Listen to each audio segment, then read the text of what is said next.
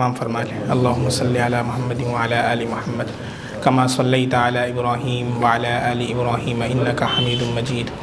اللہم بارک علی محمد وعلی آل محمد کما بارکت علی ابراہیم وعلی آل ابراہیم انک حمید مجید۔ اعوذ باللہ من الشیطان الرجیم، بسم اللہ الرحمن الرحیم۔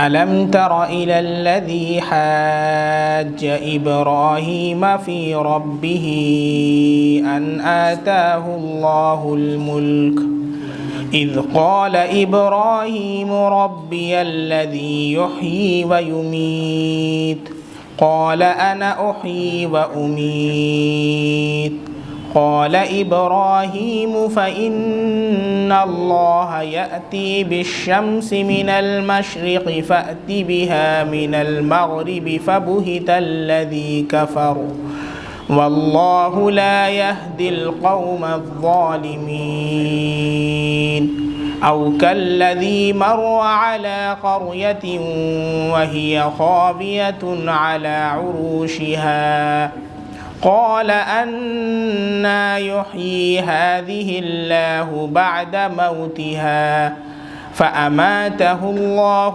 100 عام ثم بعثه قال كم لبثت قال لبثت يوما أو بعض يوم قال بل لبثت 100 عام فانظر إلى طعامك وشرابك لم يتسنه وانظر إلى حمارك ولنجعلك آية للناس وانظر إلى العظام كيف ننشزها ثم نكسوها لحما فلما تبين له قال أعلم أن الله على كل شيء قدير وإذ قال إبراهيم رب أرني كيف تحيي الموتى قال أولم تؤمن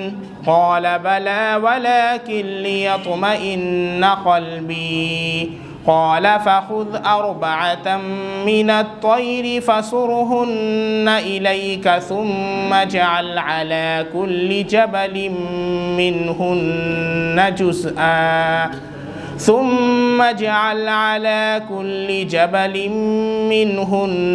جزءا ثم ادعهن يأتينك سعيا واعلم ان اللہ عزیز حکیم صدق اللہ العظیم۔ شروع اللہ کے نام سے جو بے حد مہربان نہایت رحم والا ہے۔ اے مخاطب، کیا آپ نے نہیں دیکھا اس شخص کو جس نے ابراہیم علیہ السلام سے بحث کی اپنے رب کے متعلق، اس وجہ سے کہ اللہ نے انہیں بادشاہت عطا فرمائی، اسے بادشاہت عطا فرمائی۔ جب ابراہیم علیہ السلام نے کہا کہ میرا پروردگار وہ ہے جو زندہ کرتا ہے اور موت دیتا ہے، نمرود نے کہا کہ میں بھی زندہ کرتا ہوں اور موت دیتا ہوں۔ ابراہیم علیہ السلام نے کہا بے شک اللہ سورج کو مشرق سے نکالتا ہے، لہٰذا تو اسے مغرب سے نکال، تو وہ کافر ہکا بھکا رہ گیا، اور اللہ تعالی ظالم قوم کو ہدایت نہیں دیتے۔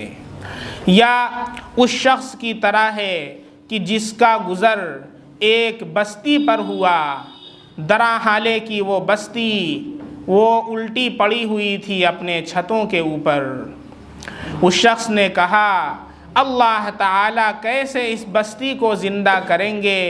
اس کے مر جانے کے بعد اللہ تعالیٰ نے اس شخص کو موت دے دی 100 سال تک، پھر اسے زندہ کیا اور کہا کتنے دن تو ٹھہرا رہا؟ اس نے کہا میں 1 دن یا 1 دن کا کچھ حصہ ٹھہرا رہا۔ اللہ رب العزت نے کہا بلکہ تو 100 سال تک ٹھہرا رہا۔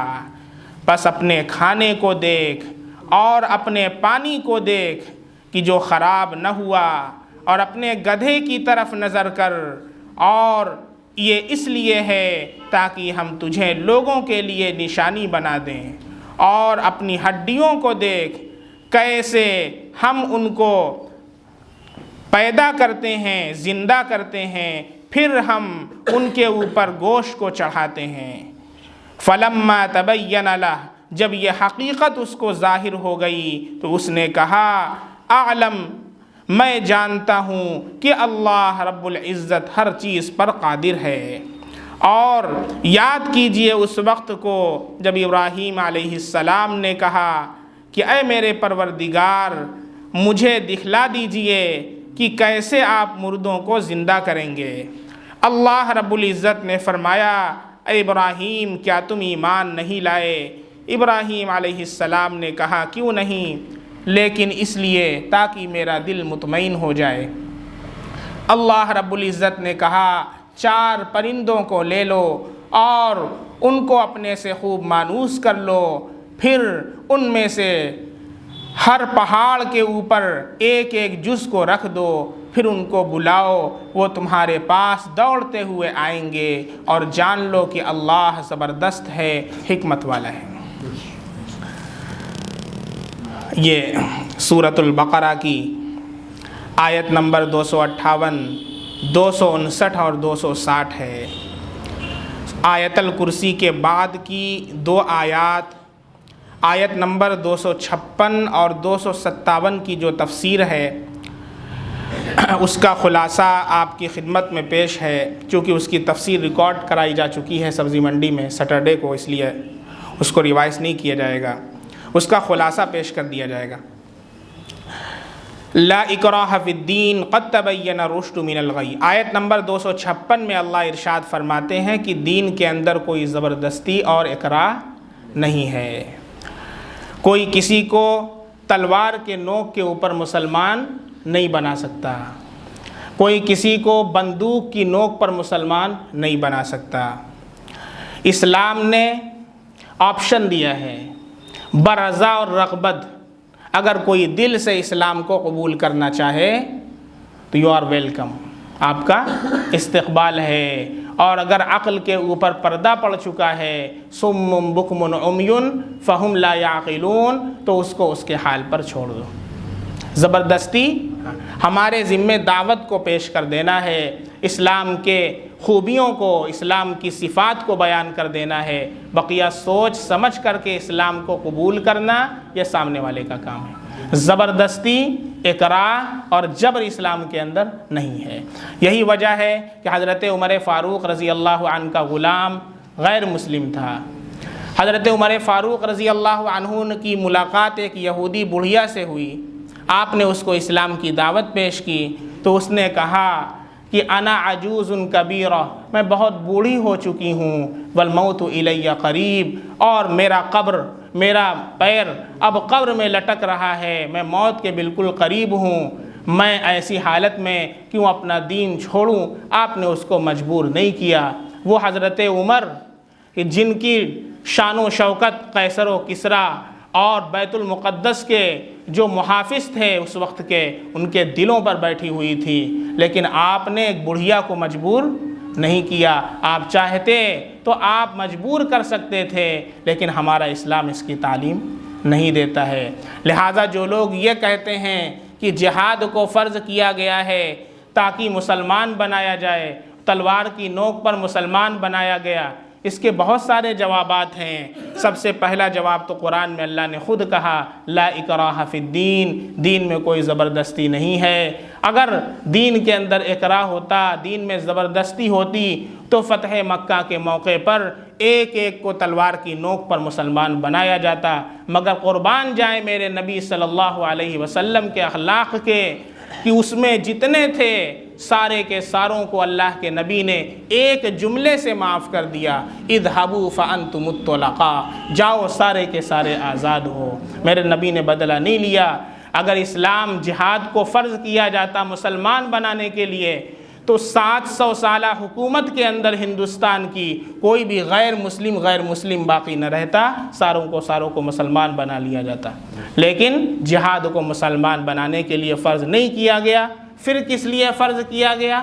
جہاد کو فرض کیا گیا ہے فساد کے خاتمے کے لیے، برائی کو ختم کرنے کے لیے، جو پھوڑے اور پھنسی ہیں ان کو ختم کرنے کے لیے، جو معاشرے کے کیڑے مکوڑے ہیں، جو ایسے جراثیم ہیں جو پوری سوسائٹی کو خراب کرتے ہیں، جو خود بھی صحیح سے نہیں رہتے اور دوسروں کا بھی جینا دوبھر کرتے ہیں، تو جیسے ڈاکٹر ایسے پھوڑے پھنسی کو ختم کر دیتا ہے، ایسے لا علاج جو پھوڑے پھنسی ہیں ان کو ختم کر دیا جاتا ہے، ایسے ہی ایسے لوگوں کا علاج جہاد کے ذریعے کیا جاتا ہے، جس کو اسلام نے جہاد کے طور پر کہا ہے، اور بقیہ ممالک کی کنٹری نے اس کے لیے باقاعدہ قانون پاس کر دیا ہے کہ جو یہ جرم کرے گا اس کی کوئی معافی نہیں ہے۔ ہر جرم ہر کنٹری کے اندر، ہر لا کے اندر، ہر کانسٹیٹیوشن کے اندر اس کے لیے ایک لا پاس کیا گیا ہے۔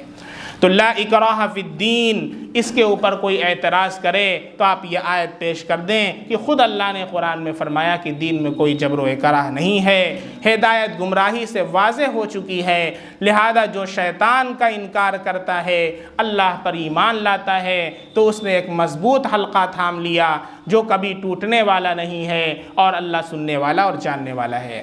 پھر آیت نمبر 257 میں اللہ فرماتے ہیں کہ اللہ ایمان والوں کا دوست ہے اور کافروں کا دوست شیطان ہے۔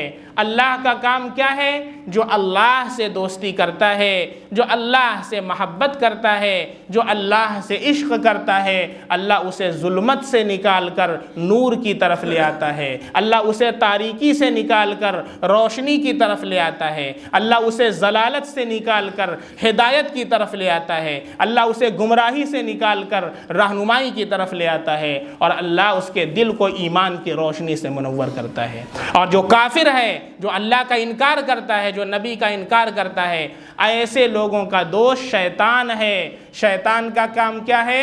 شیطان نور سے نکال کر ظلمت کی طرف لے جاتا ہے، روشنی سے نکال کر تاریکی کی طرف لے جاتا ہے، ہدایت سے نکال کر گمراہی کی طرف لے جاتا ہے۔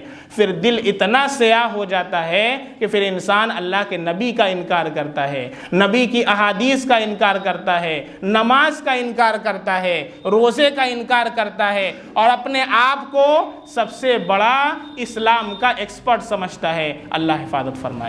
ایسے لوگوں کا دوست کون ہے؟ اللہ نے کہا شیطان ہے۔ اللہ ہمیں اپنے سے دوستی کرنے والا بنائے اور شیطان کی دوستی سے ہماری حفاظت فرمائے۔ اب آگے کی جو آج کی آیت ہے، جو آیت نمبر 258 ہے سورہ بقرہ کی، یہاں سے اللہ رب العزت 3 واقعہ بیان فرما رہے ہیں۔ یہاں سے 3 واقعہ بیان فرما رہے ہیں۔ کس کے اوپر؟ قیامت کے قائم ہونے پر، اللہ کی توحید پر اور قیامت کے قائم ہونے پر، یعنی انسان مرنے کے بعد دوبارہ زندہ ہوگا اور اللہ کے سامنے حساب کتاب ہوگا۔ دا ڈے آف ریزریکشن، اللہ کے سامنے دوبارہ کھڑا ہونا، وہ دن جس دن ہم اللہ کے سامنے اپنے کیے کا حساب دیں گے، اس دن کو بولتے ہیں بعث بعد الموت، مرنے کے بعد دوبارہ اٹھایا جانا، اس کو بولتے ہیں بعث بعد الموت۔ اور بہت سے لوگ اس کا انکار کرتے ہیں، موت کا کوئی انکار نہیں کرتا، موت کے بعد جو اٹھایا جانا ہے، اللہ کے سامنے کھڑا ہونا ہے، اس کا انکار کرتا ہے۔ تو پہلا جو اللہ رب العزت نے مکالمہ بیان کیا ہے، یہ اللہ کے بہت جلیل القدر پیغمبر ہیں، حضرت ابراہیم علیہ السلام، جن کا لقب خلیل اللہ ہے، جو اللہ کے دوست ہیں۔ دیکھیں دوست بہت ہوتے ہیں، دوست کے لیے عربی میں صدیق کا ورڈ آتا ہے، خلیل بولتے ہیں جگری دوست کو۔ ابراہیم علیہ السلام کا لقب صدیق اللہ نہیں ہے بلکہ خلیل اللہ ہے، وہ اللہ کے جگری دوست ہے، اللہ سے اتنی محبت کرتے تھے کہ ان کا لقب خلیل پڑ گیا۔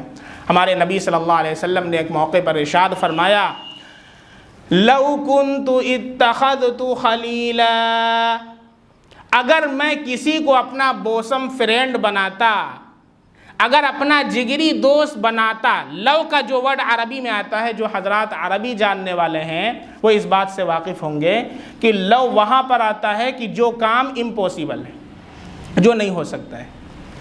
تو اللہ کے نبی نے کیا فرمایا؟ لو کنت اتخذت خلیلا، یعنی اگر میں بناتا، پہلی بات میں نے کسی کو دنیا میں اپنا جگری دوست نہیں بنایا. اور ہمارے کتنے دوست ہیں بھائی؟ ارے فیس بک پر ہزاروں فرینڈ ہیں، انسٹا پر دیکھ لیجئے، آئی ڈی لے لیجئے ہماری، جس سے ملیں گے میری آئی ڈی لے لو، ہم سے فرینڈ شپ کر لو. اور اتنا ٹائم ہمارے پاس رہتا ہے کہ پوری رات بات کرتے رہتے ہیں اور پھر سب چھوڑ کر کے سو جاتے ہیں. دین بھی گوا دیتے ہیں، دنیا بھی گوا دیتے ہیں، اور اٹھتے ہیں 11 بجے سو کر کے دکان پر جاتے ہیں، ایسا لگتا ہے کہ بالکل سست کوئی 10 جوتا مارا ہے. اور کہتے ہیں برکت نہیں ہوتی. آپ جی کوئی تعویذ ایسی دے دیجئے کہ اللہ تعالیٰ بس آسمان سے روپیہ برسا دیں دکان میں. ابھی حدیث سناؤں گا میں. اور ایک صاحب نے بہت عمدہ سوال کیا ہے، آپ میں سے بہت سے لوگوں کے ساتھ وہ مرض ہوگا، اور اس کے متعلق بہت پہلے ہمارے نبی نے بتا دیا ہے. ہمارا دھیان بھی اس طرف نہیں جاتا، چونکہ ہمارے پاس ٹائم ہی نہیں ہے قرآن اور حدیث پڑھنے کے لیے. ہمارے پاس واٹس ایپ کے لیے وقت ہے، ہمارے پاس سوشل میڈیا پر وقت ہے، لیکن ہمارے پاس قرآن کے لیے وقت نہیں ہے، ہمارے پاس اللہ کے نبی کی بات سننے کے لیے وقت نہیں. اگر ہم وقت پر قرآن اور حدیث پڑھتے تو اپنی بیماریوں کا علاج، اپنی پریشانیوں کا علاج ہمیں اللہ کے نبی کے فرمان میں مل جاتا. اور دیکھیے ابھی میں بتاؤں گا انشاءاللہ. یہ جو ہے نا کہ ہم جاتے ہیں تو منہ لٹکا رہتا، کیوں ہوتا ہے ایسا؟ اللہ کے نبی نے آج سے 1400 سال پہلے بتا دیا تھا. اس کا علاج کیا ہے؟ ایسے ہی ایک شخص تھا نمرود، جس کا نام تھا. نمرود کا مکالمہ حضرت ابراہیم علیہ السلام سے ہوا ہے. حضرت ابراہیم علیہ السلام نمرود کے پاس گئے. نمرود جو تھا یہ 400 سال سے حکومت کرتا آ رہا تھا. بعض لوگوں نے لکھا 400 سال سے حکومت کرتا آ رہا تھا، اور اس کی حکومت مشرق و مغرب کی سلطنت پر تھی. اس کا لقب نمرود بن کنعان بن سام بن نو، اور اس کے نسب میں اختلاف بھی ہے. بابل کے اوپر اس کی حکومت تھی، جو دارالسلطنت تھا اس کا، جو اس کی کیپٹل، اس کی راجدھانی تھی، وہ بابل تھی. اور مشرق و مغرب کے اوپر اس کی سلطنت پوری دنیا میں پھیلی ہوئی تھی. حضرت مجاہد رحمۃ اللہ علیہ فرماتے ہیں کہ پوری دنیا میں ایسے 4 لوگ گزرے ہیں جن کی سلطنت مشرق سے مغرب تک اور شمال سے جنوب تک پھیلی ہوئی تھی، جن میں سے 2 مومن ہیں اور 2 کافر ہیں. جو مومن ہیں ان میں سے نمبر 1 حضرت سلیمان بن داود علیہ السلام. پوری دنیا کے اوپر اللہ نے حکومت عطا فرمائی، نبوت بھی عطا فرمائی اور حکومت بھی عطا فرمائی. نمبر 2 حضرت ذوالقرنین، پوری دنیا کے اوپر حکومت. اور 2 کافر ہیں، جن میں سے ایک نمرود اور دوسرا بخت نصر، پوری دنیا کے اوپر حکومت کیا ہے. یہ نمرود تھا جس سے مکالمہ ہوا ہے حضرت ابراہیم علیہ السلام کا. حضرت ابراہیم علیہ السلام جب گئے تو اس نے کہا کہ تو مانتا ہے کہ تیرا رب کوئی اور ہے؟ وہ کہتا تھا میں رب ہوں. جب اللہ مال زیادہ ہو جاتا ہے تو اکڑ اندر آ جاتی ہے. اب وہ 400 سال سے حکومت کر رہا تھا، تو علماء نے لکھا ہے کہ دھیرے دھیرے پھر پہلے دعویٰ نہیں کیا تھا، لیکن جب دیکھا کہ کوئی ٹک ہی نہیں پا رہا میرے سامنے، تب کون ہے رب؟ اور اس نے دعویٰ کر دیا کہ میں تمہارا رب ہوں. حضرت ابراہیم علیہ السلام سے کہا تو کس کو مانتا؟ کہا تو میں تو اللہ کو رب مانتا ہوں. کہا دلیل کیا ہے تیری؟ اللہ کو جو رب مانتا ہے دلیل کیا ہے؟ حضرت ابراہیم علیہ السلام نے جو زبردست دلیل ہے اللہ کی توحید کی وہ پیش کر دی. نیست سے ہست کی دلیل اور ہست سے نیست کی دلیل. نیست کا مطلب عدم، کچھ نہیں. ہم لوگ پہلے کچھ نہیں تھے، عدم سے اللہ نے ہمیں ہست کیا، نیست سے اللہ نے ہست کیا. نیست کا مطلب عدم، کچھ نہیں تھے ہم، لیکن اللہ نے کچھ نہیں سے کچھ کیا. اس کو بولتے ہیں وجود، ہست. حضرت ابراہیم علیہ السلام نے کہا کہ اللہ پہلے ہم نہیں تھے، اللہ نے ہمیں زندگی بخشی، اللہ نے ہمارے اندر روح ڈالی اور ہمیں زندہ کیا، اور ایک دن آئے گا پھر اللہ اس روح کو جسم سے نکال لیں گے اور ہمیں موت عطا کر دیں گے. وہ نالائق اتنا خبیث تھا کہ وہ موت و حیات کے میننگ سے بھی واقف نہیں تھا. اتنا بڑا بادشاہ، اور اس کو یہ بھی نہیں پتا کہ موت کا معنی کیا ہے، حیات کا معنی کیا ہے. چنانچہ جب حضرت ابراہیم علیہ السلام نے یہ دلیل پیش کی تو اس نے کہا ارے یہ کام تو میں بھی کر سکتا ہوں۔ چنانچہ اللہ فرماتے ہیں، اس کا مکالمہ نقل فرماتے ہیں، الم تر الی الذی حاج ابراہیم فی ربہ ان آتاہ اللہ الملک، کیا آپ نے نہیں دیکھا اس شخص کو جس نے ابراہیم علیہ السلام سے بحث کیے ان کے رب کے متعلق، اس وجہ سے کہ اللہ نے اسے ملک عطا کیا، بادشاہت کا جو اس کے دل میں خناس اور جو غرور تھا، اس وجہ سے اس نے اپنے رب کا دعویٰ کر دیا اور اس نے بحث کی۔ اذ قال ابراہیم ربی الذی یحیی و یمیت، جب ابراہیم علیہ السلام نے کہا کہ میرا پروردگار وہ ہے جو زندہ کرتا ہے اور موت دیتا ہے۔ قال انا احیی و امیت، نمرود نے کہا میں بھی زندہ کرتا ہوں اور موت دیتا ہوں، اور دو لوگوں کو بلایا، ایسے دو قیدی، دو مجرم تھے کہ جو واجب القتل تھے، جن کے لیے وارنٹ جاری ہو چکا تھا اور فرمان جاری ہو چکا تھا کہ ان کو قتل کر دیا جائے گا۔ ایک کو اس نے قتل کروا دیا اور ایک کو معاف کر دیا، اور کہا کہ دیکھو میں بھی زندہ کرتا ہوں، میں بھی موت دیتا ہوں۔ جبکہ ادنا سی عقل رکھنے والا یہ سمجھ سکتا ہے کہ حیات کا معنی ہے روح ڈالنا، تو پہلے سے زندہ ہے، تو نے کیا زندہ کیا؟ مٹی کا بنا کر زندہ کر کے دکھا تو میں جانوں، ایک مکھی کو زندہ کر دیں، بنا؟ یہ جتنے ایتھیسٹ ہیں دہریہ اور کہتے ہیں یہ عالم خود سے بن گیا ہے، یہ عالم خود سے بن گیا ہے، ان کو ایک کمرے میں بند کیجئے، ان کا علاج میں بتاتا ہوں۔ ایک کمرے میں بند کیجئے، کھانا نہیں ملے گا۔ کیوں؟ کھانا خود سے پیٹ میں جاتا ہے نا۔ ایک لقمہ جب تو خود سے پیٹ میں نہیں جا سکتا، اپنے ہاتھ سے تو ڈالتا ہے، دانت سے چباتا ہے اور تب جا کر کے تیرے اندر جاتا ہے، اتنا بڑا عالم خود سے بن گیا ہے۔ جو کھانا نہیں ملے گا بند ہو جائے کمرے، بند کیجئے، 10 دن سمجھ میں آ جائے گا اس لوگوں۔ ایک لقمہ کھانا آپ کے پیٹ میں خود سے جاتا ہے کہ ڈالتے ہیں؟ تو اتنا بڑا آسمان خود سے بن گیا ہے۔ عقل ماری جاتی ہے۔ ایسے لوگوں کا دوست شیطان ہے جو نور سے ظلمت کی طرف لے جا رہا ہے۔ یہ دیکھیے اللہ نے رہنمائی فرمائی۔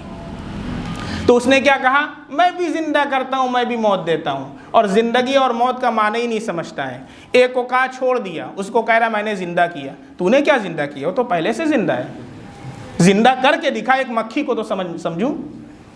اور موت، قتل کر دیا، میں نے مار دیا، موت اس کو کہتے ہیں؟ روح نکالنے کو موت کہتے ہیں۔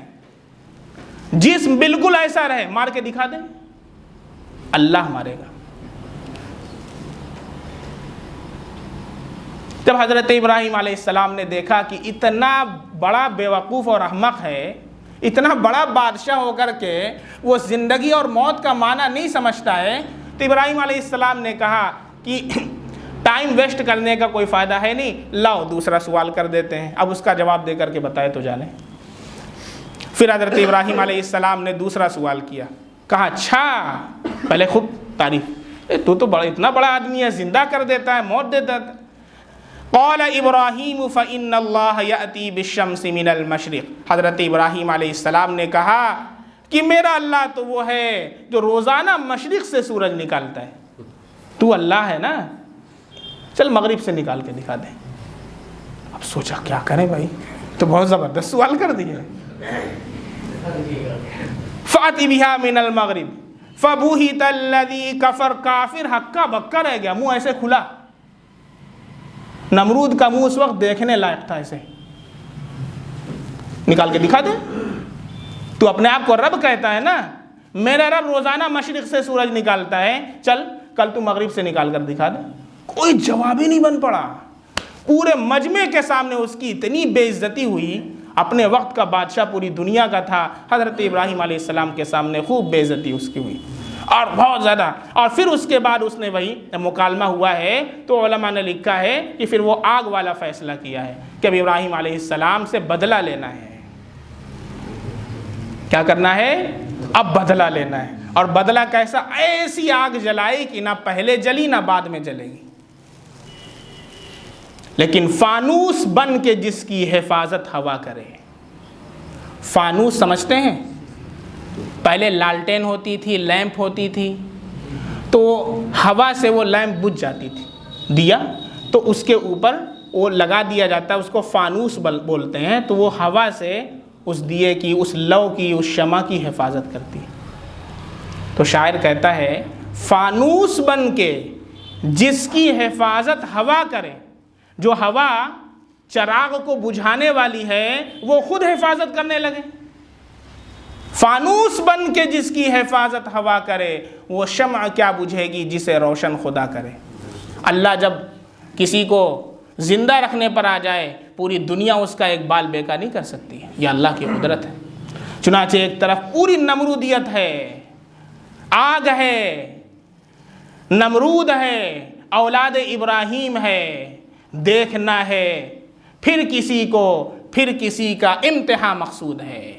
حضرت ابراہیم علیہ السلام کا امتحان ہوا، بہت زبردست امتحان ہوا، اور حضرت ابراہیم علیہ السلام کو جب آگ میں پھینک دیا گیا اللہ کا ارشاد ہوا یا نار کونی بردا وسلاما علی ابراہیم۔ سارے فرشتے آئے، اللہ سے جو محبت تھی سب کو دور کر دیا۔ میرے اللہ نے بھیجا ہے؟ نہیں، کوئی ضرورت نہیں۔ ہوا کے فرشتے آئے، ابراہیم علیہ السلام ہوا چلا دے آگ اڑ جائے، اللہ نے بھیجا ہے؟ میرا اللہ میرے لیے کافی ہے، جاؤ۔ پانی کے فرشتے پانی برسا دیں، اللہ نے بھیجا ہے؟ کوئی ضرورت نہیں، میرا اللہ۔ خلیل تھے اللہ کے۔ میرے نبی نے کہا لو کنت اتخذت خلیلا، اگر دنیا میں کسی کو خلیل بناتا، جگری دوست بناتا، لاتخذت ابا بکر خلیلا۔ حضرت ابو بکر صدیق رضی اللہ عنہ کے اتنے احسانات میرے اوپر ہیں کہ میں ان کو خلیل بناتا، لیکن دنیا میں خلیل کسی کو بنایا ہی نہیں سوائے اللہ کے۔ دوست ہیں، خلیل کوئی نہیں ہے۔ لیکن حضرت ابراہیم علیہ السلام نے اللہ کو خلیل بنایا تھا، اللہ کے خلیل تھے، اس لیے اللہ نے خود کہا آگ کو یا نار کونی بردا وسلاما علی ابراہیم۔ وہ آگ حضرت ابراہیم علیہ السلام کے لیے گلے گلزار بن گئی، انگور کھا رہے ہیں بیٹھ کر کے۔ اب نمرود کے اندر آگ لگ رہی ہے، ارے اتنی بڑی آگ لگوا دی ہے اس کو مارنے کے لیے، اور پٹا بیٹھ کے انگور کھا رہا ہے۔ ارے اللہ کھلا رہا ہے تو کتنا چھینے گا؟ اللہ جب دینے پر آئے گا پوری دنیا ایک طرف ہو جائے ایک بال بیکا نہیں کر سکتی۔ حضرت ابراہیم علیہ السلام جیسا ایمان اللہ پیدا فرمائے۔ آج بھی ہو جو براہیم سا ایمان پیدا، آج بھی ہو جو براہیم سا ایمان پیدا، آگ کر سکتی ہے انداز گلستاں پیدا۔ جب دیکھا کہ بات نہیں بنی تو پھر آگ میں ڈلوایا، لیکن پھر آگ سے بھی اللہ تعالیٰ نے بچا لیا۔ اور ایک واقعہ اور لکھا ہے مفسرین نے کہ قحط پڑا ہوا تھا، غلہ نہیں تھا، تو لوگ نمرود کے پاس جاتے تھے، غلہ لے کر کے آتے تھے۔ حضرت ابراہیم علیہ السلام بھی گئے غلہ لینے کے لیے، وہیں پر یہ مکالمہ ہو گیا۔ اور جب بات بگڑ گئی تو غلہ دے گا، وہ کہا کہ جاؤ غلہ دیں گے، غصہ گیا۔ اب ابراہیم علیہ السلام 2 بوری لے کر کے گئے تھے۔ اب بیچارے سوچے کیسے گھر لے کر کے جائیں، کچھ ہے نہیں کھانے پکانے کے لیے، کہاں جائیں؟ تو انہوں نے راستے سے ریت بھر لیا، دونوں بوری میں بالو بھر لیا، اور لے کر کے آئے، اور گھر میں ایک طرف کو رکھ کر کے فوراً لحاف میں جا کر کے سو گئے۔ کہ بیوی سے ملاقات ہوگی تو کیا جواب دیں گے؟ وہ ایک کسی نے چٹکلا بھیجا تھا شاید میرے اوپر، واٹس ایپ کے اوپر آیا تھا، وہ حقیقت سے اس کا تعلق نہیں ہے، کہیں آپ لوگ کہہ رہے مفتی صاحب نے حدیث بیان کر دی، یہ حدیث نہیں ہے۔ وہ ایک شخص تھا، وہ ایسے ہی کھڑا تھا، جیسے آگے بڑھنے والا تھا تو اس کو ایک آواز سنائی دی کہ رک جا۔ وہ فوراً رک گیا، دیکھتا ہے کہ ایک گاڑی بہت تیزی کے ساتھ گزری۔ اس نے کہا کتنا اچھا ہوا، اگر میں چلتا تو میرا ایکسیڈنٹ ہو جاتا۔ ایسے ہی 1-2 اور واقعہ اس کے ساتھ پیش آیا، تو ایک مرتبہ اس نے پھر پوچھ ہی لیا کہ تو کون ہے، آواز دیتا ہے اور مجھے بچا لیتا ہے؟ تو اس نے کہا کہ میں تیرا فرشتہ ہوں، میں تیری آفات سے اور مصائب سے حفاظت کرتا ہوں، اللہ نے مجھے لگایا ہے۔ تو اس نے کہا کہ جب میری شادی ہونے والی تھی تب تو کہاں تھا؟ ارے تب تو کہاں تھا؟ تو اس نے کہا اس وقت بھی میں نے آواز دی تھی، لیکن اتنا ڈھول بج رہا تھا، ڈھم ڈھم ڈھم ڈھم، اور ڈی جے بج رہا تھا، تو سنا ہی نہیں۔ یہاں تو بالکل سناٹا ماحول ہے، تو نے سن لیا۔ تو ڈھول وہ نہ بجوائیں شادی میں، آپ ہی کا نقصان ہوگا۔ فرشتہ تو آواز دیتا ہی رہتا ہے۔ اور ابھی انشاءاللہ فرشتے والی بات آئے گی کہ اللہ نے ایک فرشتہ پیدا کیا اور ایک شیطان پیدا کیا ہے، اسے قرین ملک اور قرین شیطان کہتے ہیں، انشاءاللہ بھی بات آئی۔ تو ابراہیم علیہ السلام گئے اور اس کو رکھ کر کے سو گئے۔ حضرت سارہ رضی اللہ عنہ وہ دیکھیں کہ سو گئے ہیں، فوراً اس میں سے سامان وامان نکالا اور نکال کر کے سب کھانا بنایا۔ اور ابراہیم علیہ السلام جب سو رہے ہیں دیکھیں خوب بڑھیا بڑھیا خوشبو، کہہ رہے پلاؤ بن رہا ہے، کہاں سے خوشبو آ رہی ہے؟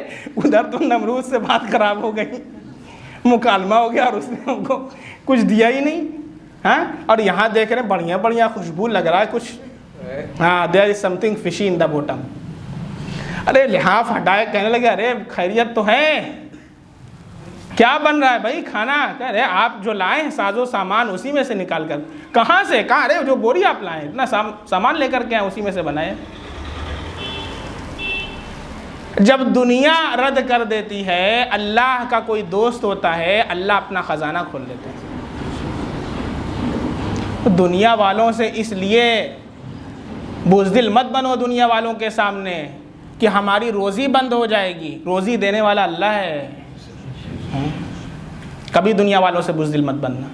حضرت ابراہیم علیہ السلام کو اللہ نے رزق عطا فرمایا، اور پھر اللہ نے ایک فرشتہ بھیجا نمرود کے پاس، اور اس نے جا کر کے بھی دعوت دی اور یہ کہا کہ اللہ کو مان لو، اللہ کو رب تسلیم کر لو۔ اس نے انکار کر دیا، اس نے کہا کہ میں اللہ کا فرشتہ ہوں، اللہ کے بھیجا ہوں، پھر بھی انکار کر دیا۔ پھر دوسری بار اللہ نے بھیجا۔ دیکھیے اللہ رب العزت اس وقت تک عذاب نہیں بھیجتا جب تک اپنی حجت کو تمام نہیں کر دیتا۔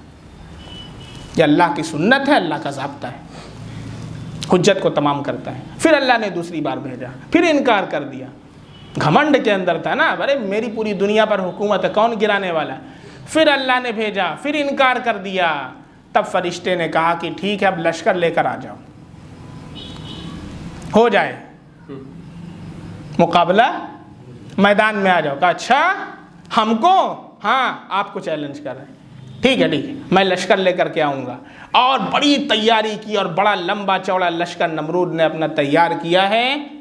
ادھر جب لشکر لے کر کے پہنچا تو دیکھا ادھر کوئی لشکر ہی نہیں۔ ارے لگ رہا پہلے ہی سب لوگ بھاگ گئے میرا نام ہی سن کر کے۔ اللہ نے مچھر کا ایک دروازہ کھول دیا، بس کوئی آدمی لڑنے نہیں گیا، مچھر جسے ہم ایسے مارتے ہیں۔ اللہ نے کہا جا ذرا نمرود کو دکھا دے۔ تو اللہ نے اس لیے مچھر بھیجا تھا تاکہ دنیا کے سامنے اللہ اسے عبرت بنا دیں کہ دیکھ لو تم کتنے بڑے ہو، دنیا کے بادشاہ نہیں ہو۔ اللہ نے اسے مچھر کے ذریعے ہلاک کیا۔ اب مچھر کا اتنا بڑا جو ایک لشکر آیا، مچھر کی ٹولی تھی، اور اس نے دھاوا جو بولا ہے، نہ ہڈی بچی، نہ گوشت بچا، نہ آنکھ بچی، سارا کا سارا اس نے کھا لیا، سارے فوجی اس کے ختم ہو گئے۔ لیکن نمرود کو چونکہ عبرت بنانا تھا، اس لیے اللہ نے ایک مچھر صرف اس کے نتھنے میں گھسا دیا، ایک مچھر اس کے نتھنے میں گھس گیا، اور جس کی وجہ سے وہ پاگلوں کی طرح سٹ پٹاتا تھا۔ مفسرین نے لکھا ہے 400 سال تک اس کے بعد وہ زندہ رہا، 400 سال۔ کبھی اپنا سر پتھر کے اوپر مارتا تھا، کبھی اپنا سر دیوار کے اوپر مارتا تھا، کبھی ہتھوڑے سے اپنے سر کو کچلواتا تھا، چلاتا تھا، اور بہت ہی بے دردی کے ساتھ اور بہت ہی ہلاکت نما اس کی موت اللہ نے عطا فرمائی۔ اللہ ہم سب کی حفاظت فرمائے۔ اللہ کو جو چیلنج کر دیتا ہے، پھر اللہ رب العزت بھی اپنی قدرت کا مشاہدہ کروا دیتے ہیں۔ یہ پہلا واقعہ ہے کہ جو بعث بعد الموت اور حیات اور ممات کے اوپر، اور پھر دوسرا واقعہ اللہ رب العزت نے جو بیان فرمایا آیت نمبر 259 کے اندر، او کالذی مر علی قریہ، ایک شخص تھا جس کا گزر ایک بستی پر سے ہوا، وہ بستی بالکل بے آباد ایسا لگتا تھا کہ وہاں کوئی عذاب آ گیا ہو، وہ بالکل غیر مانوستی تھی اور اجڑ چکی تھی۔ اب وہ شخص کون تھے، اس کے بارے میں بہت سے اقوال ملتے ہیں۔ کچھ لوگوں کا کہنا ہے کہ حضرت عزیر علیہ السلام جو اللہ کے ایک نبی گزرے ہیں وہ تھے۔ کچھ مفسرین کا کہنا ہے کہ یہ خود حضرت خضر علیہ السلام تھے جو بندوں کی مدد کیا کرتے ہیں، اور کچھ لوگوں کا کہنا ہے کہ ایک بنی اسرائیل کا شخص تھا، ایک انسان تھا، پر کہ بہت سے اس میں آ رہے ہیں۔ تو انہوں نے جب دیکھا کہ بستی یہ گری ہوئی ہے تو انہوں نے کہا انا یحیی ہذہ اللہ بعد موتہا، اللہ اس بستی کو کیسے زندہ کرے گا بعد اس کے کہ وہ سارے کے سارے مر چکے ہیں، کیسے اللہ تعالیٰ اس کے اندر پھر دوبارہ رونق پیدا کریں گے؟ اللہ رب العزت نے اسی وقت ان کو موت عطا فرما دی، موت عارضی ان کے اوپر طاری کر دی، اور 100 سال تک وہ سوتے رہے، 100 سال تک۔ 100 سال کے بعد پھر اللہ نے ان کے اندر حیات عطا فرمائی۔ اب 100 سال میں کہاں کا کہاں معاملہ پہنچ چکا تھا، اب پوری بستی کے لوگ جو ہے وہاں بس چکے تھے، اب پوری بستی ایک دم پر رونق ہو چکی تھی اور آباد ہو چکی تھی۔ جب ان کی نیند کھلی اور نیند کے اللہ نے پھر سے زندگی عطا فرمائی تو انہوں نے دیکھا کہ پوری بستی آباد اور چہل پہل، رونق ہر طرف، اور ادھر دیکھتے ہیں تو ان کا جو کھانا اور جو پانی ہے وہ بالکل ویسے ہی ہے۔ 100 سال سے جو توشہ لے کر کے یہ سفر پہ جا رہے تھے، جو ستو اور جو بھی چیزیں رہی ہوں گی بالکل اسی طرح۔ ہاں، جو گدھا تھا ان کا، وہ گدھے کی صرف ہڈی بچی تھی اور سب ختم ہو چکا تھا۔ اللہ نے فرشتے کو بھیجا اور یہ کہا جاؤ پوچھو کتنے دن تک تم یہاں رہے، کتنے دن؟ تو چونکہ جب ان کو موت طاری ہوئی تھی صبح کا وقت تھا اور جب اللہ نے زندہ کیا شام کا وقت تھا، تو ان کو خیال آیا کہ 1 دن یا 1 دن سے کچھ کم، کیونکہ ابھی صبح ہی تو لیٹے تھے، ابھی شام ہے، تو انہوں نے کہا 1 دن ہوا ہے یا 1 دن سے کم ہی ہوا ہے۔ پھر اللہ نے بتایا 1 دن یا 1 دن سے کم نہیں ہوا، 100 سال ہو چکا ہے، 100 سال کا عرصہ گزر چکا ہے۔ اور جو تو نے یہ جملہ کہا تھا انا یحیی ہذہ اللہ بعد موتہا، اللہ کیسے زندہ کریں گے، دیکھو اللہ نے کیسے زندہ کیا ہے اور تجھے بھی زندہ کیا ہے۔ اور فانظر الی طعامک وشرابک، اپنے کھانے کو دیکھو، اپنے پانی کو دیکھو، لم یتسنہ، وہ خراب نہیں ہوا ہے، وہ اللہ ہے۔ وانظر الی حمارک، اپنے گدھے کو دیکھو، وہ گدھا پڑا ہوا ہے، اور دیکھو اللہ کیسے تمہارے سامنے اس کو زندہ کرتے ہیں۔ پھر اللہ نے گدھے کے اندر جان ڈالی، گدھے کے اوپر گوشت چڑھایا، گدھے کے اندر اللہ نے پوست چڑھایا، اور سب اپنی آنکھوں سے انہوں نے مشاہدہ کیا، اور پھر آخر میں جا کر کہا اعلم ان اللہ علی کل شیء قدیر، اب مجھے علم الیقین حاصل تھا پہلے، اب عین الیقین حاصل ہو چکا ہے کہ اللہ ہر چیز پر قادر ہے۔ ایک ہے علم الیقین، ایک ہے عین الیقین، اور ایک ہے حق الیقین جو کم لوگوں کو ملتا ہے۔ اب بہت سے لوگ کہیں گے کہ اب مفتی صاحب وہاں چلے گئے، لیکن یہ ضروری ہے، اس لیے چونکہ یہاں تذکرہ آ گیا ہے اس لیے میں تھوڑا سا اس کو چھیڑ دیتا ہوں، زیادہ نہیں۔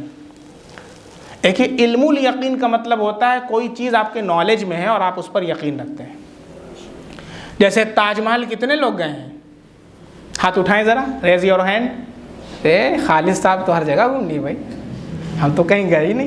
اچھا دادا بھی گئے ہیں؟ دادا بھی بہت دور دور ہوئے ہیں۔ ڈاکٹر صاحب نہیں گئے؟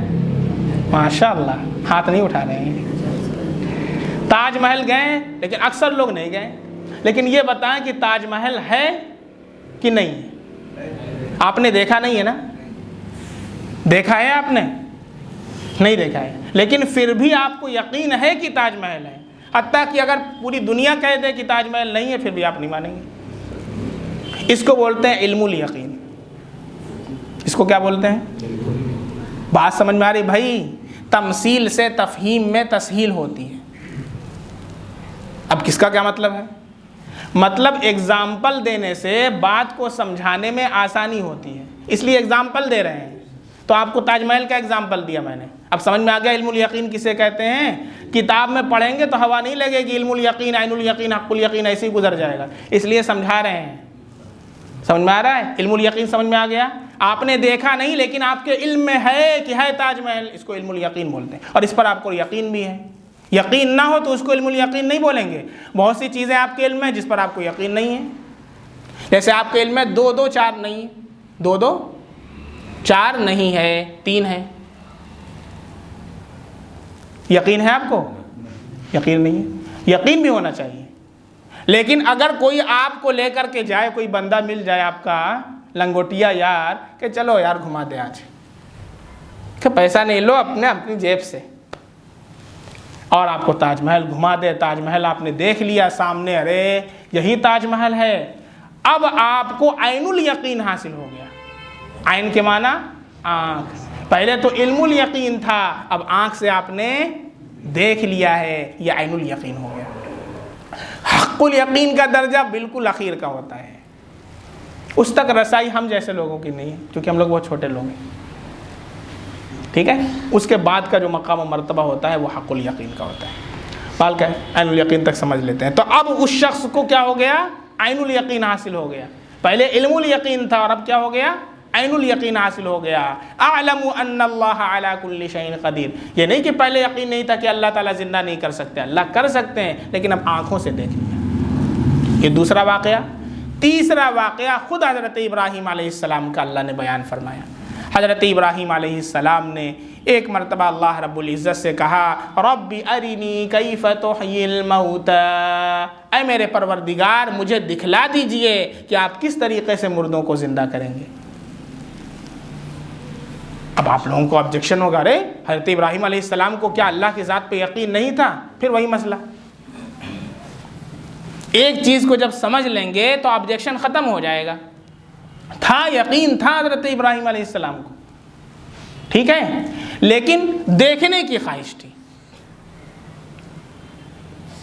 جیسے تاج محل کا یقین ہے آپ کو, لیکن آپ کے دل میں آپ اللہ سے دعائیں کر رہے ہیں. مان لیجئے دعا کر سکتے ہیں, مانگ سکتے ہیں, ناجائز چیز کی دعا نہیں کہ اللہ تعالیٰ مجھے تاج محل دکھا دیجئے. اب کوئی آ کر کے کہے, اللہ تعالیٰ تم کو تاج محل کا یقین نہیں ہے. نہیں, تاج محل کا یقین ہے لیکن دیکھنے کی تمنا ہے. اور جب انسان دیکھ لیتا ہے تو چونکہ وہ انسان ہے اس کا دل اور مطمئن ہو جاتا ہے. اس لیے حضرت ابراہیم علیہ السلام نے اللہ رب العزت سے دعا کی کہ اللہ مجھے دکھلا دیجئے کہ آپ کس طرح مردوں کو زندہ کریں گے.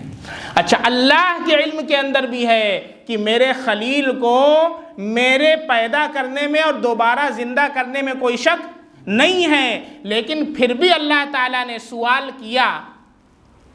حضرت ابراہیم علیہ السلام کے لیے نہیں, وہ ان لوگوں کے لیے جو آبجیکشن بعد میں کرنے والے تھے, ان کے لیے اللہ نے سوال کیا کہ وہ بعد میں سوال نہ کریں کہ ارے پیغمبر ہو کر کے یقین نہیں تھا. اسی لیے اللہ نے سوال بھی کیا تاکہ ان لوگوں کو پتہ چل جائے. کیا کہا اللہ نے خود؟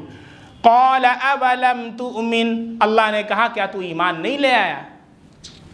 کیا تو ایمان نہیں لایا؟ یہ اللہ سوال ایسے لوگوں کے لیے کر رہے ہیں کہ جن کے ذہنوں میں یہ آبجیکشن ہے, یہ اعتراض ہے کہ ابراہیم علیہ السلام نے کیسے اس طرح کا سوال کر دیا. اللہ تعالیٰ ان کے لیے سوال کر رہے ہیں. حضرت ابراہیم علیہ السلام نے کہا بلا. اب جواب آ گیا, اے اللہ تعالیٰ کیوں نہیں؟ وَلَكِنْ لِيَطْمَئِنَّ قَلْبِي, یہ سوال اس لیے ہے تاکہ میرا دل مطمئن ہو جائے, میں اپنی آنکھوں سے دیکھ لوں اور میرا علم الیقین عین الیقین میں تبدیل ہو جائے. جو بات پہلے بتا دی, سمجھ میں آ گیا؟ عین الیقین میں تبدیل ہو جائے. اسی طریقے سے اللہ کے نبی صلی اللہ علیہ وسلم کی ایک حدیث ہے جس کو امام بخاری نے اپنی صحیح کے اندر روایت کیا ہے کہ آپ صلی اللہ علیہ وسلم نے فرمایا کہ حضرت ابراہیم علیہ السلام کو جو شک تھا کہ اللہ تعالیٰ کیسے زندہ کریں گے, ہم میں سے ادنا آدمی کا شک جو ہے یہ اس سے بڑھ کر کے ہے. اب کچھ لوگوں کو یہ حدیث بھی سمجھ میں نہیں آتی ہے. اب جو حدیث کا ترجمہ کرتے ہیں وہ کیسے حدیث پڑھیں گے بتائیے؟ اب اسی کا مطلب کوئی سمجھا دے مجھے. یہ جو بخاری میں اللہ کے نبی صلی اللہ علیہ وسلم کی حدیث ہے, اس کا مطلب سمجھا دے کوئی.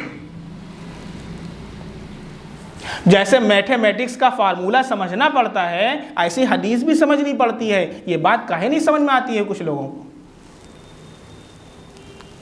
وراثت کے جو مسائل ہیں وہ سمجھنا پڑتا ہے نا بھائی.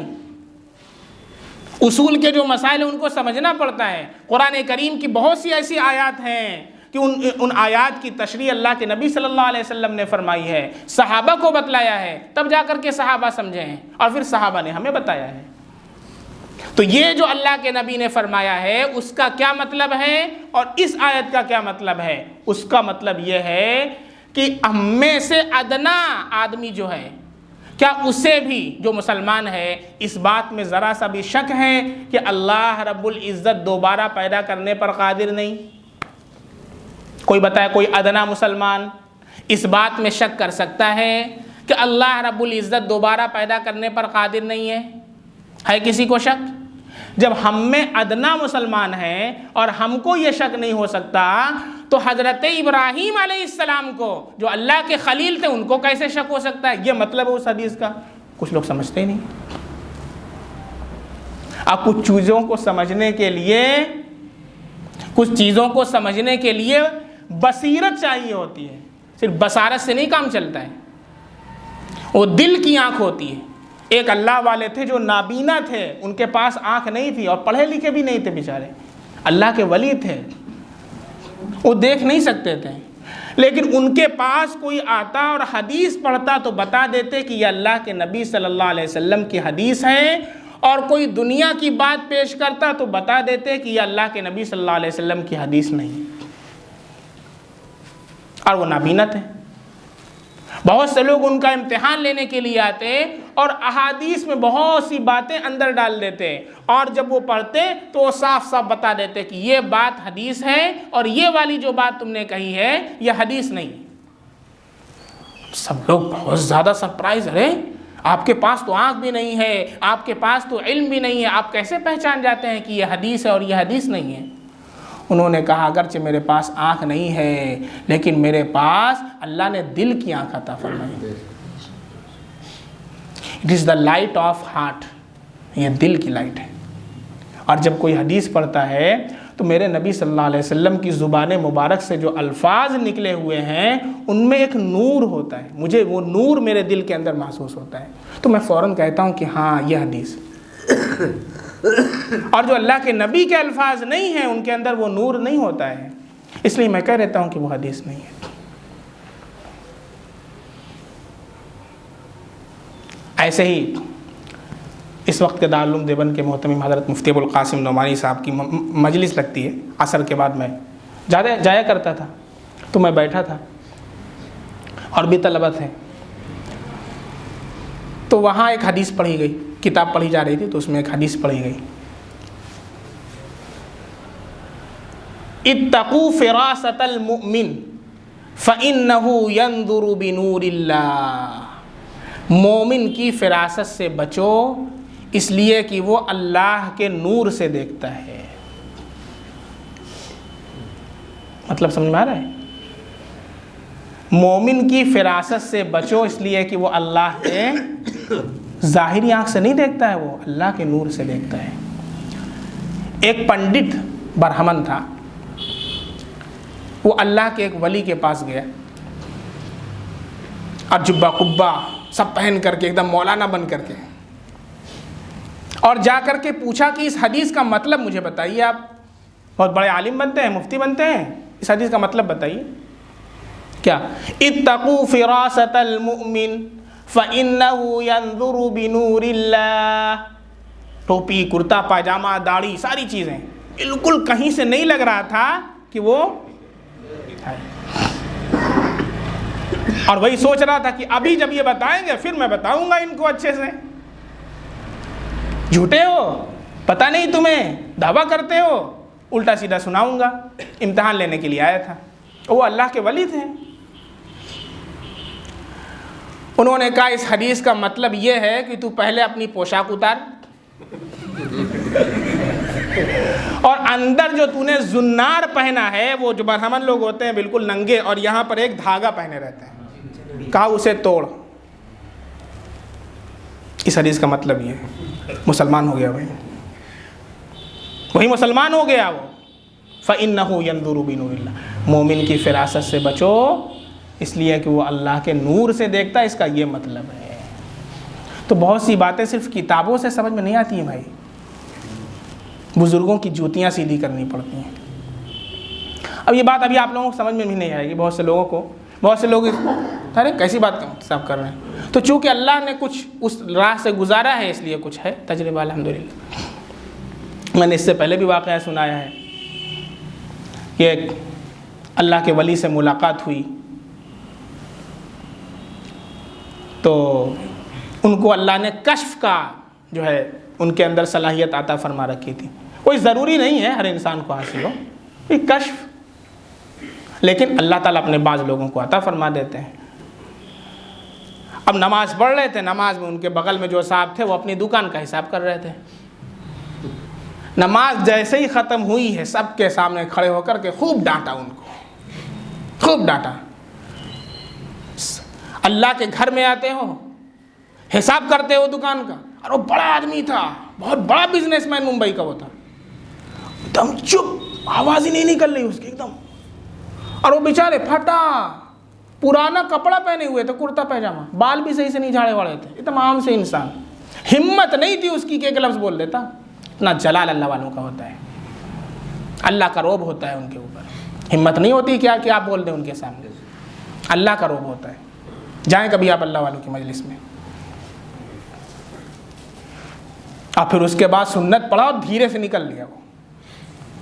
अब भाई हम गए हजरत के पास, खैरियत, हमको माफ़ कीजिएगा हम तो बहुत गुनहगार हैं, लेकिन वो मसला समझा दीजिए। क्या हो गया कि लोग नमाज़ पढ़ने आते हैं कि तमाशा करते हैं? दुकान का हिसाब कर रहा है। उन्होंने कहा आपको कैसे पता दुकान का हिसाब कर रहा है कि मकान का हिसाब कर रहा है? उन्होंने कहा कि कभी दरिया के पास बैठे हो? मैंने कहा क्या महसूस होता है? मैंने कहा हवा लगती है। कहा आग के पास बैठे हो? मैंने कहा जी। कि क्या महसूस? कहा हमने कहा गर्मी का एहसास होता है। उन्होंने कहा जब दिल साफ़ हो जाता है ना, दिल आईना हो जाता है, गुनाहों से अल्लाह साफ़ फरमा देते हैं, तो फिर अल्लाह रब्बुल इज़्ज़त दूसरों की जो चीज़ें हैं जो चल रही हैं उसका भी एहसास अता फरमा देते हैं, और ये हर बंदे को नहीं आता होता। खैर उस वक्त भी उतना यकीन मुझे नहीं आया, मैं चला गया। रात का वक्त आया, जहाँ मैं था मच्छर वहाँ बहुत था, इतना मच्छर कि आप बग़ैर मच्छरदानी के नहीं सो सकते, बड़ा बड़ा मच्छर। मेरे पास एक फ़ोल्डर वाली मच्छरदानी मैं लिया था, उसी में सोता था। अब वो चूँकि मेहमान थे, जहाँ क़याम था, तो ये हुआ हुक्म कि भाई अब्दुर्रहमान अपनी मच्छरदानी तुम आज मेहमान आए हुए हैं उनको दे दो, क़ुरबानी दे दो। ये क़ुरबानी देना चाहिए। मैंने कहा ठीक है भाई, अब जब आपका हुक्म है तो देना ही पड़ेगा। दिल के अंदर ख्याल आया भाई देना तो है, लेकिन इंसान बहुत सी चीज़ें खुशी से करता है और बहुत सी चीज़ें जबरन, दिल नहीं चाह रहा है, लेकिन अब करें तो क्या करें, फंस चुके हैं वो वाली सूरत हाल। बहुत से लोग सदका निकालते हैं खुशी से, कुछ लोग दे नहीं है, क्या करें, ऐसे देते हैं। भाई निकालिए, खुशी से निकालिए, अल्लाह उससे ज़्यादा आपको अता फरमाएंगे। तो मेरी इस्लाह देखिए अल्लाह ने फरमाई। मैं अपनी बात बता रहा हूँ, आप लोगों की नहीं, क्योंकि मैं तो बहुत छोटा इंसान हूँ, इसलिए मैं अपनी बात बता रहा हूँ। मेरे दिल में ये बात आ गई, मैंने किसी से कहा नहीं था। उसके बाद मच्छरदानी लेके गया देने के लिए, और वो ऐसे ही एक तख़त था या चारपाई थी, उसके ऊपर ऐसे ही पड़े हुए थे, ऐसे ही, और सो रहे थे, कोई ख़बर नहीं आसपास में क्या हो रहा है। मैं मच्छरदानी लेके पहुंचा, अस्सलामु अलैकुम रहमतुल्लाह जी। उन्होंने कहा मच्छरदानी ले लीजिए, मच्छरदानी हो, मच्छर ज़्यादा है। कहा जाओ लेके जाओ। उन्होंने कहा अरे मच्छरदानी ले लीजिए, आपके लिए मच्छरदानी लेके आए हैं, जाओ। ले ही नहीं रहे थे। अब मैं बड़ा परेशान, मच्छरदानी क्यों नहीं ले रहे हैं? हमने कहा हज़रत ले लीजिए। तुम कहाँ सोओगे? गुस्से में। मैंने कहा दिल में बात तो आई। मैंने कहा मैं सो जाऊँगा, एक दोस्त है उसकी मच्छरदानी में सो जाऊँगा। नहीं लिए, बहुत ज़्यादा मैंने रिक्वेस्ट की, नहीं लिया। पता नहीं कैसे सोते हैं। फिर उसके बाद जब जाने लगे तो दिल से लगाया, 20 रुपये की नोट दी। मैंने कहा अपना नंबर दे दीजिए। کہا کہ میرے پاس موبائل نہیں. میں نے کہا کیسے ملاقات ہوگی؟ کہاں رہتے ہیں؟ کہا کوئی گھر اور نہیں. کیسے ملاقات ہوگی؟ کہ پہاڑ پر. پھر خود ملاقات ہے، اس کے بعد سے ملاقات نہیں ہوئی. بہت سے لوگ اسی طریقے سے سمجھتے ہیں کچھ چیزوں کو. حق الیقین کا مرتبہ بالکل اخیر میں ہوتا ہے. جو مشاہدے والی بات ہوتی ہے نماز میں، ہر ایک کو نہیں حاصل ہوتا ہے. اللہ میں عطا فرما دے. تو حضرت ابراہیم علیہ السلام کا جو سوال تھا وہ اطمینان قلب کے لیے تھا. تو اللہ نے کہا کہ 4 پرندوں کو لے لو. اب وہ 4 پرندے کون سے تھے یہ بحث بھی لا حاصل ہے، لیکن پھر بھی مفسرین نے لکھا ہے کہ مرغا تھا اور مرغابی تھا، کوا تھا، مور تھا. کچھ لوگوں نے اور کچھ 4 چیزوں کو لکھا ہے. باہر کیف 4 پرندے تھے. 4 کو لیا اور لینے کے بعد ان کو الگ الگ کر دو، اور الگ الگ کرنے کے بعد ان کو 4 پہاڑوں کے اوپر رکھ دو، اور پھر اس کے بعد ان کو بلاؤ اپنی طرف. ہر مور کا جو سر ہے وہ اس پہاڑ پر، اور اس کا پیر اس پہاڑ پر، اور اس کا بیچ کا حصہ دوسرے پہاڑ پر. لیکن وہ سارا کا سارا تمہارے سامنے آ کر کے مل گیا حضرت ابراہیم علیہ السلام کے سامنے، اور دوڑتے ہوئے مل کر کے آئے. اللہ نے کیسے ان کو زندہ کیا، کیسے ان کو جوڑا، کیسے اللہ نے گوشت پوش چڑھایا، حضرت ابراہیم علیہ السلام نے خود اپنی آنکھوں سے اس کا مشاہدہ کیا. فخذ 4 من الطیر، 4 پرندہ لے لو. فصرہن الیک، پہلے اس سے خوب مانوس ہو لو، پہلے پال لو اپنے یہاں 3 مہینہ 4 مہینہ 5 مہینہ. اب خوب طبیعت مانوس ہو گئی تاکہ پہچان سکو. یہ نہ کہو کہ اللہ تعالیٰ تو دوسرا والا بھیج دیے. یہ بات دل کے اندر، یہ ہمارے لیے ہے، وہ تو خلیل اللہ تھے. جعل علی کل جبل منہن جزءا، پھر ان میں سے ہر ایک کو جز جو ہے وہ پہاڑ کے اوپر رکھ دو. ثم ادعوہن، پھر ان کو بلاؤ. مور آؤ، کوا آؤ، مرغا آؤ، سارے کے سارے اپنے سے مل کر کے چلے آ رہے ہیں. یاتینک سعیا، دوڑتے ہوئے تمہارے پاس آئیں گے. اس میں بھی مفسرین نے نکتہ لکھا ہے کہ ارے اڑ کر کے کیوں نہیں آئے، دوڑ کر کے کیوں آئے؟ اللہ نے کہا دوڑتے ہوئے آئیں گے، اڑ کر کے کیوں نہیں کہا؟ اس لیے نہیں کہا کہ اگر اڑ کر کے آتے تو پھر کوئی کہہ سکتا تھا کہ اچھا جو اڑا ہے اللہ نے وہیں بدل دیا. اس لیے دوڑ کر کے تمہارے سامنے آ رہے ہیں، وہ سامنے رکھے ہو وہیں سے آ رہے ہیں دوڑ کر کے، تاکہ نظروں سے 1 منٹ کے لیے بھی اوجھل نہیں ہوا. وَعْلَمْ أَنَّ اللَّهَ عَزِيزٌ حَكِيمٌ، اور جان لو کہ اللہ زبردست ہے، حکمت والا ہے. اللہ کی حکمت اور کاریگری کا کیا پوچھنا، ہماری عقل وہاں پر بالکل کسی کام کی نہیں ہے. اللہ تعالیٰ اپنی توحید کا، اپنی وحدانیت کا ثبوت ہمارے دلوں میں جما دے، اور موت تک اللہ ہمیں اس کے اوپر قائم رکھے. شکوک و شبہات سے اللہ تعالیٰ ہم سب کی حفاظت فرمائے.